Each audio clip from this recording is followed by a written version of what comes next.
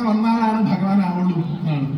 ഏതോ ഒരു സിനിമയിൽ പണ്ട് ദൈവം പ്രത്യക്ഷപ്പെട്ടിട്ട് ഞാൻ ദൈവമാണെന്ന് പറഞ്ഞപ്പോ പ്രത്യക്ഷപ്പെട്ട മുമ്പിലുള്ള ആൾ പറഞ്ഞു, ഞങ്ങൾ ഇങ്ങനെയൊന്നുമല്ല നിങ്ങളെ കണ്ടിട്ടുള്ളത്, ഞങ്ങളെ കണ്ട രൂപത്തിൽ വരും. അപ്പൊ 4 കയ്യൊക്കെ ഇട്ട് വന്നാൽ അതൊക്കെയാണ്. ഒന്നെങ്കിൽ അങ്ങനെ കാണണം, അല്ലെങ്കിൽ മറ്റേ ജുബയും പുറത്ത് ഇട്ടിട്ട് കുന്നിക്കൂര് ഇട്ടിട്ട് വാരി കളിക്കണം, ഉണ്ണിയേട്ടനായിട്ട് വരണം, എന്നാലേ വിശ്വാസമുള്ള ആൾക്കാരാണ്. ഈ 2 രൂപത്തിലാണ് ഭഗവാനെ കാണാൻ നമുക്ക് താല്പര്യമുണ്ട്. ഭഗവാന്റെ മറ്റൊരു രൂപവും കാണാൻ, മറ്റൊരു രീതിയിലും നമുക്ക് ഭഗവാനെ സങ്കല്പിക്കാൻ സാധിക്കുന്നില്ല. Please break your rules. നിങ്ങളുടെ ചിന്താഗതിക്ക് അപ്പുറത്തേക്ക് നിങ്ങൾക്ക് ഭഗവാനെ കാണാൻ സാധിക്കട്ടെ. എത്ര പ്രായമായാലും എന്റെ ഉണ്ണിയാണെന്ന് പറയാൻ സാധിക്കണം. അത് 90 വയസ്സായാലും. 12 വയസ്സുള്ള ഒരു പെൺകുട്ടി സ്വാഭാവികമായിട്ടും ഭഗവാനെ ഏത് ഭാവത്തിലാണ് കാണുന്നത്?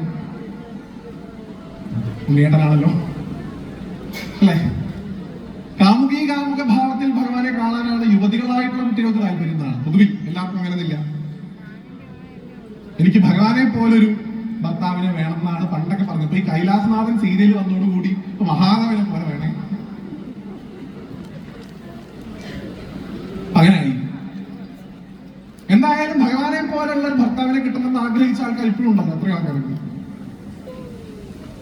ആ ഭഗവാനെ പോലൊരു ഭർത്താവിനെ കിട്ടണമെന്ന് ആഗ്രഹിക്കുന്ന ഒരു പ്രായത്തിലുള്ള ഒരു പെൺകുട്ടിക്ക്, 12 വയസ്സുള്ള ഒരു കുട്ടിക്ക്, പ്രത്യേകിച്ച് അവരുടെ ഭർത്താവ് മരിച്ചു പോയി കഴിഞ്ഞു കഴിഞ്ഞാൽ പിന്നെ ഭർത്താവായിട്ട് സ്വാഭാവികമായിട്ടും ആരെ കാണാൻ പറ്റുള്ളൂ?